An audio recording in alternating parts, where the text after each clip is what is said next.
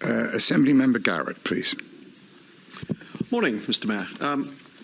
Having spoken a bit about police, I thought this was not the section about police.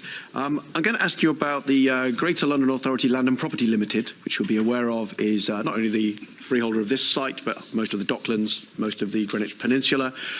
And you are, I'm sure, aware of Mayoral Decision 1180, published in 2013, so before your mayoralty, which describes a £300 million loan to GLAP, which is a wholly owned subsidiary of the GLA, for them to start developing property. And under that mayoral decision, most of that money, 85% of that loan, would by now have been repaid. I'm sure you know that that's not quite what's happened. When did you become aware of that? And prior to 2018, which is when repayments were due to start, what action did you take to make sure that that plan was on track? Which I'm aware, because of family reasons, the member wasn't at the Budget and Performance Committee meeting and Mayor's Question Time, where we've went over these issues, which I'm sure we can go over again today for your convenience. But just to remind colleagues, this was a £300 million loan given by the previous mayor to GLAP. David Bellamy, who has been close to this, can talk us through when we became aware of the issue of repayments and the reprofiling of debts. Before he does that, it's just worth, again, for the third time, reassuring the Assembly and those watching that the latest auditor's report has given the highest rating possible to this team. David. If you'll forgive me, Mr. Mayor, I'm sure Mr. Bellamy is fully aware of it because he's a director of this limited company. What I'm interested in is you as mayor, at what point did you become aware and at what point did you start taking action to avert this problem? I'm regularly briefed by my Chief of Staff on issues like this and other issues as well. So you would have been aware then, presumably in 2016 when you were first elected. So what did you do between 2016 and 2018 to make sure that those repayments, when they were due to start in 2018, were on track? Because the reason they're not on track, it seems to me, is because development of those huge tracts of land is way behind. Your priority is supposed to be housing. We're now in 2025. You must have been very concerned in 2016, 2017, that when you were advised that in 2018, when that loan was due to start being repaid, the first 35 million on the 31st of March 2018, you must have been advised at some point that that wasn't going to happen, and that must have arisen in your mind then questions about why that wouldn't happen and what was being done about it to get the development back on track and the loan repaid. No, the assumption we made is that the previous mayor had proper systems in place. I was probably wrong to assume that he had proper systems in place. It's my fault. I should have learned the lessons from the Garden Bridge and the water cannons. So we assumed. You're telling me that 2 years into your mayoralty, you just casually assumed everything that was handed over from the previous mayor was all fine and dandy? That's halfway through your first mayoral term. On some issues I did. And what we did was we assumed that the payments that had been profiled on old assumptions would bear fruit.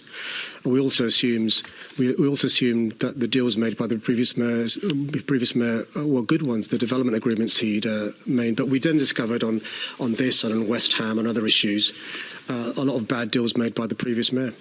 Okay, so the repayments were due to start. So you took over in 2016. The repayments were due to start in 2018. You obviously were aware then, surely, that this subsidiary was not making its loan repayment. So in 2019 and 2020 and 21 and 22 and 23 and 24, when loan repayments still weren't happening, what action did you take? You can't blame Boris for what was happening in those years. What action did you take, both to make sure the company was financially on track and to make sure, I would say more importantly for Londoners, that these huge tracts of developable land where tens of thousands of new homes should already have been built are not built? What action did you take in that period? Well, we've gone over this in the Budget and Performance Committee and Mayor's question time, but a number of changes were made. It's just worth reminding colleagues that most of the projects were already in contract with developers, and he'll be aware the land receipts are often split across phases, and some of these timings depend on project processes. And so we realised that there'd be some delay in terms of some of the cash coming in because of the different phasing of the land.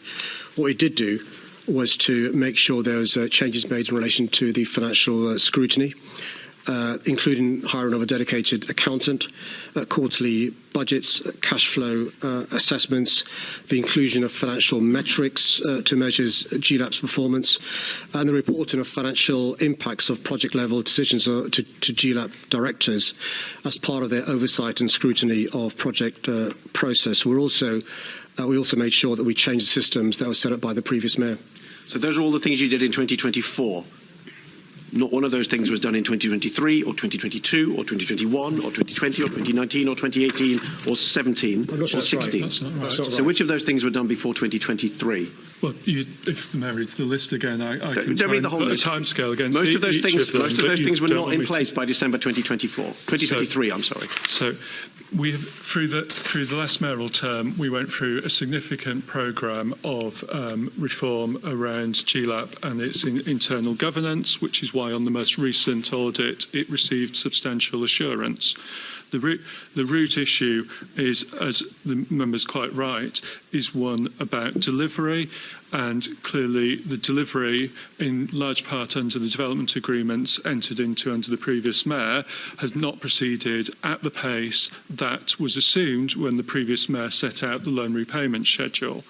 And that's why we and the officers who support us have worked very hard with our development partners to try and bring schemes forward as quickly as we can, while at the same time looking for whatever levers we've had to increase both the number of homes and the number of affordable homes on that site. And that's what we've been focused on doing, and that's what we continue to be focused on. Okay. There's a lot of activity in year 9 of your mayoral term and a lot of blame of the previous mayor. Rest assured I will be returning to this topic. Thank you, Chair. Thank you. Before we move on to the next questioner, I'd like to welcome